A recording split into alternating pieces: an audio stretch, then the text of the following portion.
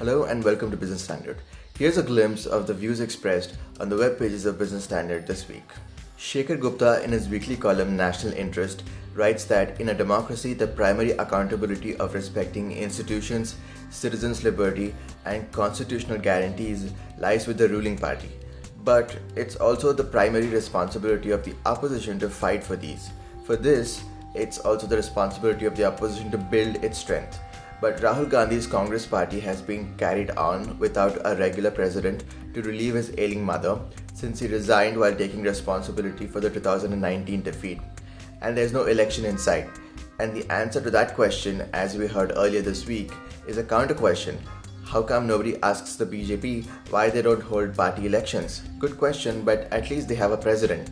We can complain about the undermining of institutions, misuse of agencies, discriminatory laws, use of sedition, and so on. But on all key issues, the Congress is missing in action, Gupta writes. In his weekly column for the Business Standard, T.N. Nayanan writes that while India might not be close to the control-oriented regimes of Xi Jinping or Mussolini, being partly free, as a US-based NGO describes it, the Modi government's desire for steadily greater control of so far autonomous centers of influence and activity makes clear the direction in which the country is headed. Nayanan cites last week's social media rules as the latest manifestation of this desire. He points out that other areas like sports and entertainment, political finance, and higher education are also targets. He concludes by saying that Congress was no exception and underlines that autocratic regimes tend to be alike, irrespective of the party tag, time, place, and context, though each repressed polity may be unhappy in its own way. In his weekly column for Business Standard, Mahesh Vyas writes that the Indian economy has emerged from the deep, dark abyss of the lockdown. Official statistics show a small positive growth of 0.4% year-on-year in real GDP in the third quarter, but employment has not recovered similarly. It was down by 2.8%. India has faced a decades-long challenge in creating jobs in line with its real GDP growth. It would take a much faster GDP growth or a more labor-intensive GDP growth to bring employment growth into the positive zone like the GDP has very quickly. Or else, employment will continue to slide. Total employment in India declined from 413 million in fiscal 2017 to 409 million in fiscal 2020. This is a time when the economy was at about 6% a year on average, writes Vyas. If there's one phrase that has confused both domestic and foreign investors over the past year, it's Aatmanirbhar Bharat, writes Mihir Sharma in his weekly column for Business Standard. What does self-reliance mean in practice? Some officials and ministers have said this is an attempt to strengthen India's production capacity or increase domestic demand. Others have claimed that it's an effort to stay independent of China. Yet others have indicated that the slogan amounts to little more than import substitution. Is a slogan that can lend itself to so many and perhaps contradictory explanations really worthwhile? Or does it lead to misjudgments by both administrators and investors? Everything from a new toy sector policy to recycling to textiles exports, even to the liberalization of the geospatial sector, is being tagged with the same slogan, leaving it effectively meaningless, writes Sharma. The performance of the government over the past few years has been mixed, writes Ratin Roy in a column for Business Standard. For instance, the Home and Health Ministries have carried out the tasks they have taken on fairly well, including Article 370, reorganization of Jammu and Kashmir, a lockdown, and the ongoing vaccination effort. This, however, is not true of the Finance Ministry. Poor tax collection, poor implementation of GST, bad loans in the banking system are some of the reasons that can be blamed for that. There are two reasons for this dichotomy, says Roy. The first is the relative investment of political capital. For example, in contrast to the ideological clarity on Article 370, there is no investment of political capital in the privatization project. Second, the civil service uses coercive power to deliver.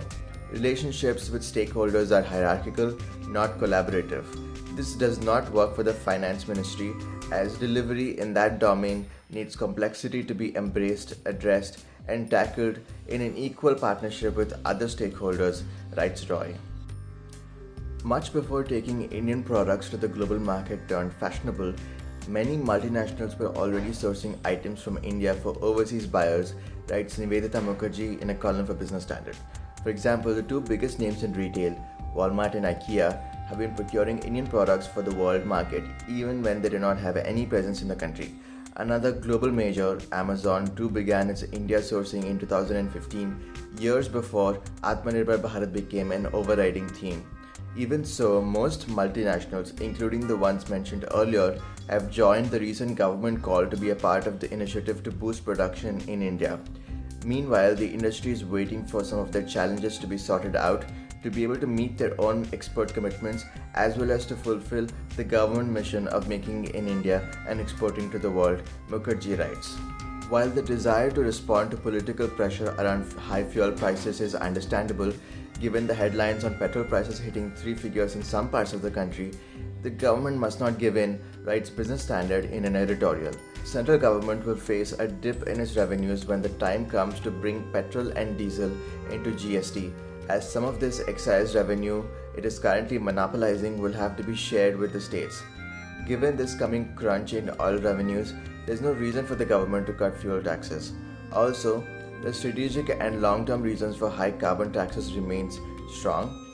They will continue to provide the right incentives for India's green transformation and broader electrification, and also work to insulate India's external account and foreign policy choices from turbulence in the oil markets and oil-producing countries, the editorial says. The revelation that Chinese hackers knocked out Mumbai's power supply in October last year should not have come as a surprise, writes Business Standard in an editorial. India-China tensions had escalated and cyber attacks with the unspoken state sponsorship were a high-tech dimension of power play. The only real defense against attacks of this nature is the ability to counterattack. This leads to a mutual standoff, although less devastating than nuclear posturing. The US, for example, has said it injected malicious code into Russia's grid as a warning after the solar wind attacks targeting multiple US institutions were discovered. The ability to retaliate has to be backed up with the courage to indulge in brinkmanship, the practice of pursuing a dangerous policy to the limits of safety before stopping. The last quality may be difficult to acquire, but until it exists and is seen to exist, India's cyberspace will remain vulnerable, the editorial says. Business Standard writes in an editorial that the new rules for information technology intermediaries have troubling implications for freedom of expression and the right to disseminate information. The new rules give the government wide-ranging powers to censor online news and content on social media platforms and to punish them. These guidelines also imply instant messenger services like WhatsApp, Signal, and Telegram will be compelled to break encryption. They increase the cost of compliance substantially by the insistence that platforms adopt a complicated mechanism to address complaints. Digital news publishers and streaming services will be placed under a three-tier structure of regulation, with a government committee holding discretionary powers as a court of appeal. This goes against the spirit of the fundamental right of freedom of expression, the editorial says. Once again, the central government's telecom spectrum auction has not met its targets, Business Standard writes in an editorial. Government officials said the 80,000 crores that was brought in was more than expected, but that doesn't mean much given how much spectrum was left unsold in the first telecom auction in almost 5 years. An auction with a reserve price so high and so irrational is one that is poorly designed and does not serve the economy or consumers. The next auction will be for 5G spectrum. The reserve price will have to be rationally set in order for the 5G auction to be a success. For that to happen, the government must first recognize that success would mean the actual deployment of 5G spectrum at a fair, market-determined price, the editorial says.